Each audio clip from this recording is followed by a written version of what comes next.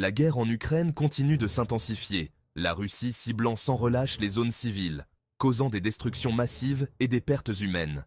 Kiev, la capitale, a été soumise à un barrage d'attaques de missiles, semant la terreur parmi ses habitants. Kharkiv, une ville importante du nord-est, a également subi de lourds bombardements, laissant la ville en ruine. Ces attaques ont entraîné des pertes en vies humaines tragiques et des destructions massives, affectant des milliers de familles. Des bâtiments résidentiels, des écoles et des hôpitaux ont été réduits en ruines, privant les civils de services essentiels. Un incident particulièrement déchirant a impliqué la mort d'un jeune enfant à Kharkiv, une perte insupportable pour sa famille. L'enfant jouait dehors lorsqu'un missile a frappé à proximité, le tuant sur le coup et choquant la communauté. La communauté internationale a condamné ces attaques comme des crimes de guerre, appelant à des actions immédiates. Ces attaques ont déplacé des millions d'Ukrainiens et créé une crise humanitaire sans précédent.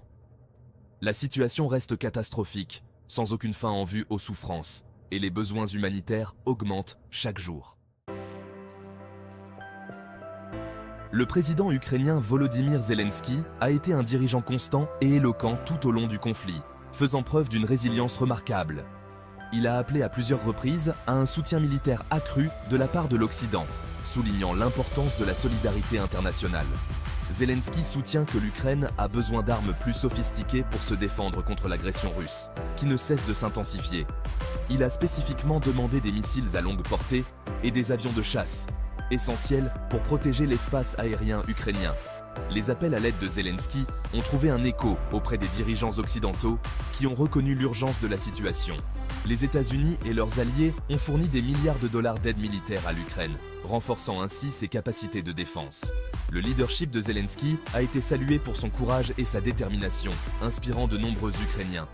Ces efforts ont été cruciaux pour maintenir le moral des troupes et garder l'attention du monde entier rivée sur le sort du peuple ukrainien, rappelant à tous l'importance de la liberté et de la justice. Bien que l'Occident ait fourni une aide militaire substantielle à l'Ukraine, ce soutien comporte des limites. Certains dirigeants occidentaux craignent d'aggraver le conflit et de provoquer une confrontation directe avec la Russie. Le risque d'une guerre plus large, notamment impliquant des armes nucléaires, est une grave préoccupation.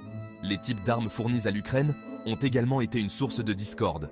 L'Occident doit trouver un équilibre entre le soutien à la défense de l'Ukraine et la prévention d'une guerre plus large.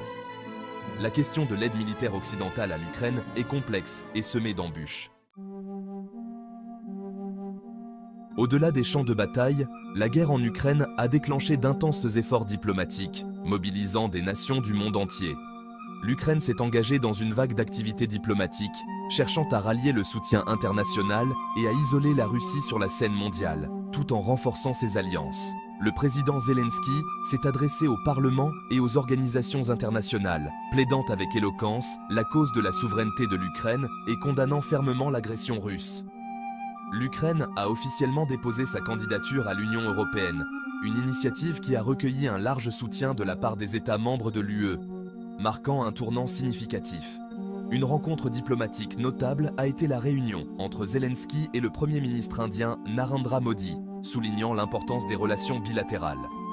Zelensky a profité de cette rencontre pour lancer un appel au soutien de l'Inde et souligner les implications mondiales de la guerre, insistant sur la nécessité d'une réponse unie. Le front diplomatique reste crucial dans le conflit, avec des négociations continues et des efforts pour trouver une solution pacifique.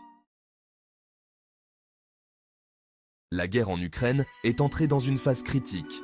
Alors que le conflit s'enlise, sa trajectoire reste incertaine.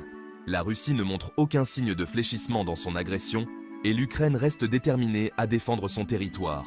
Un scénario possible est une guerre d'usure prolongée. Aucun des deux camps ne semble en mesure de remporter une victoire militaire décisive à court terme. Une autre possibilité est un règlement négocié, bien que la conclusion d'un accord semble peu probable à l'heure actuelle. Le coût humain du conflit est incommensurable et ses implications géopolitiques sont considérables. L'avenir de l'Ukraine et même du monde est en jeu.